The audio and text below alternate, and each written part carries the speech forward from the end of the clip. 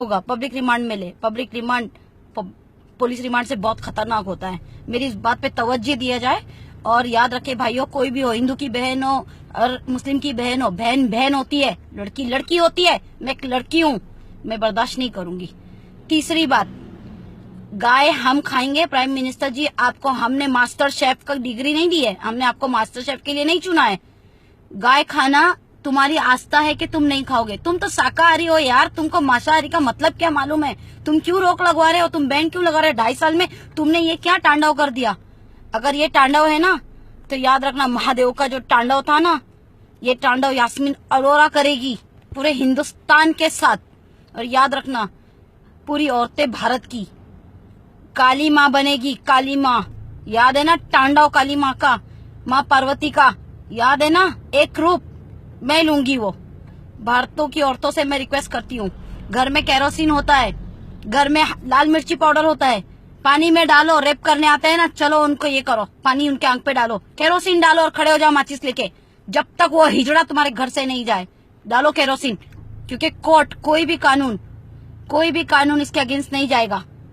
ये public remand और public का कानून है, समझ रहे हो बहनों? अपने आप को सेफ रखो। और मेरे कोई मुसलमान भाई, दलित भाई, अम्बेडकर भाई, सिख, ईसाई कोई भी झगड़े नहीं करेगा।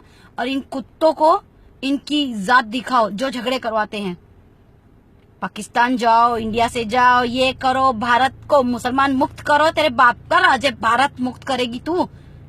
हम तेरे को ये 7वीं प्राची से मुक्त करते हैं। और दूसरी बात, प्राइम मिनिस्टर जी, शायद आपको अंदाजा नहीं है, मैं आपको इन्फॉर्मेशन देना चाहती हूँ। इन्फॉर्मेशन नहीं, मेरी दिमाग की बात आपको बताना चाहती हूँ। ये तारेक को आपने जो रखा है ना, तारेक फतेह को, ये आतंकियों का एक एजेंट है, जासूस एजेंट जो कहते हैं जी। यहाँ की बातें वहां कर रहा है।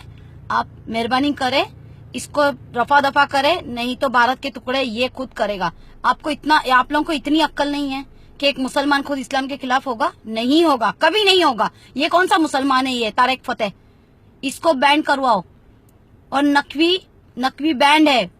और मौलवी जी, सब मौलानाओं से मैं कहूंगी, रिक्वेस्ट करूंगी, ये जो आ जाते हैं ना नेता लोग आपके पास वोट मांगने, किसी को वोट नहीं दे, सच्चाई पे चलो। ये हराम का पैसा मत खाओ, हराम का खाना हराम है। और बाबा रामदेव जी, 40 लाख करोड़ की प्रॉपर्टी जमा करके बैठे हो आप, आपको इतनी शर्म नहीं आई?